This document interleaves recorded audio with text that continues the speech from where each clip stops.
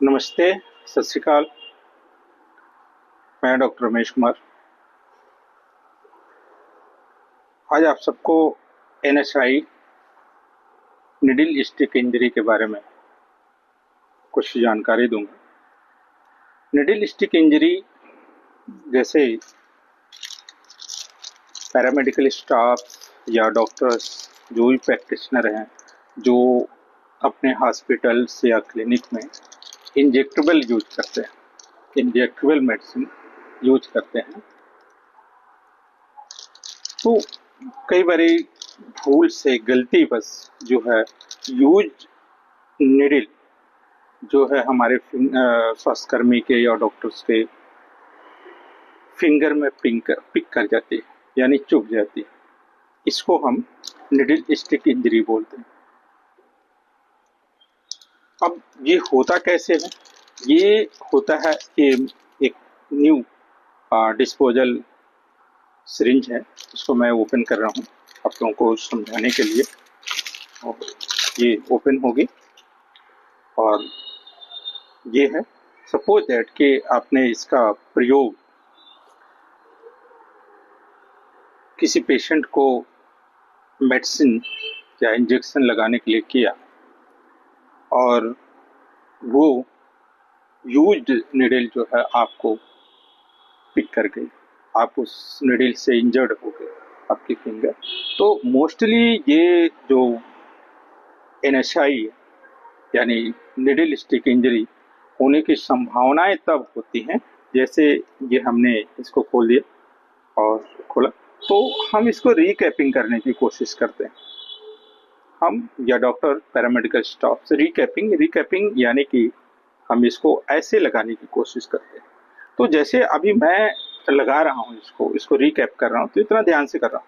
लेकिन यूजली जो डॉक्टर्स या प्रैक्टिशनर हैं वो यूज करते हैं, तो उसको रीकैपिंग करते समय उनका जो ध्यान किसी के बुलाने से या कैसे थोड़ा सा डिस्टर्ब हो जाता है, जिसके वजह से ये कबर में ना इंसर्ट होते हुए आपके फिंगर में पिक कर जाती है, आपके फिंगर को इंजर्ड कर देती है। तो हमें या किसी भी पैरामेडिकल स्टाफ्स को, जिस पेशेंट्स को आपने इस निडल का यूज किया था, इस सिरिंज का यूज किया था इंजेक्शन लगाने के लिए, अब आपको उसकी वायरल प्रोफाइल नहीं पता होता, तो अगर एक्सीडेंटली आप इससे इंजर्ड हो गए, आपको लग गया, तो आपको क्या करना? सबसे पहले आपको उस पेशेंट्स की वायरल प्रोफाइल चेक करवानी है। और उसके पहले जैसे आपको ये यूज सिरिंज की इंजरी होती है, आपके फिंगर में पिक कर जाती है, तो आप उसको टैप वाटर या वाटर बेस्ड सोप से इसको अच्छी तरह से साफ करना है। और आपको अपने ऊपर कंट्रोल रखना है, यानी आपको पैनिक नहीं होना है। तुरंत अपने इंचार्ज को इन्फॉर्म करना कि मुझे ऐसा हो गया, और तुरंत जो है उस पेशेंट का आप पता करिए कौन सा पेशेंट है, उसका जो है वायरल प्रोफाइल उसकी कंप्लीटली चेक करवाइए और खुद भी अपनी भी करवाइए।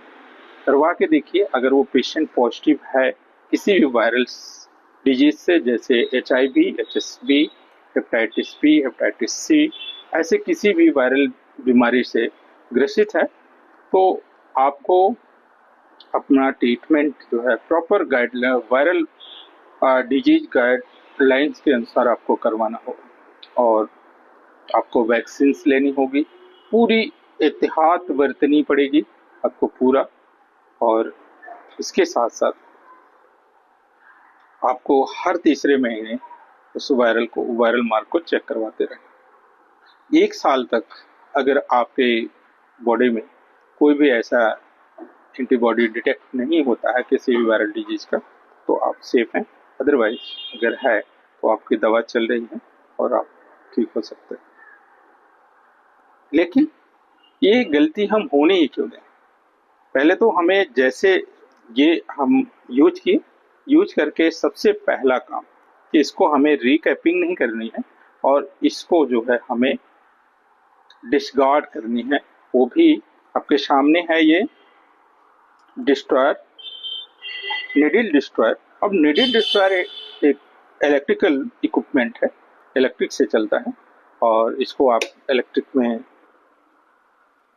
से कनेक्ट कीजिए और कनेक्ट करने के बाद आप सबसे पहले आप मास्क लगाइए।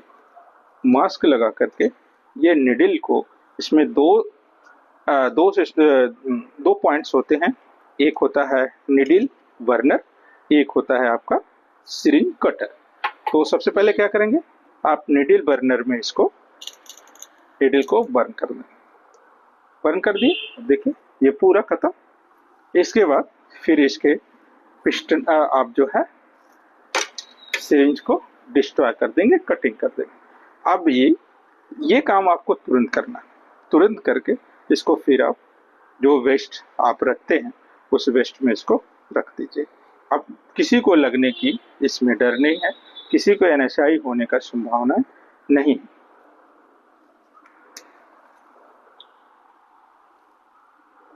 Thank you. मुझे उम्मीद है कि ये जानकारी आपको अच्छी लगेगी और लगभग सभी प्रैक्टिशनर या हॉस्पिटल क्लिनिक्स में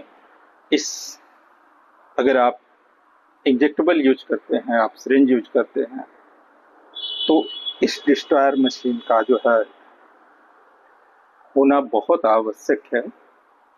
नहीं तो आप जो है आपको हमेशा जो है वायरल डिजीज से इन्फेक्टेड होने के, यानी HIV, HSV, hepatitis B, hepatitis C, hepatitis A से ग्रसित होने की संभावनाएं नहीं। तो सबसे पहला काम कि आप अगर यूज करते हैं तो इसको रिकैपिंग न करें, बहुत सावधानी के साथ तुरंत जो है इसके बर्नर को, इसके निडल बर्नर में इसको डिस्ट्रॉय करें, इसके इसको सिरिंज कटर में काटें और इसको मैनेजमेंट के अनुसार, मेडिकल मैनेजमेंट के अनुसार इसको स्टोर करें। धन्यवाद। मुझे उम्मीद है कि ये जानकारी आपको बहुत अच्छी लगी होगी और इससे आपको सेफ्टी, अपनी खुद की सेफ्टी में बहुत सहायता मिलेगी। Thank you. मिलते हैं फिर किसी और वीडियो में। धन्यवाद।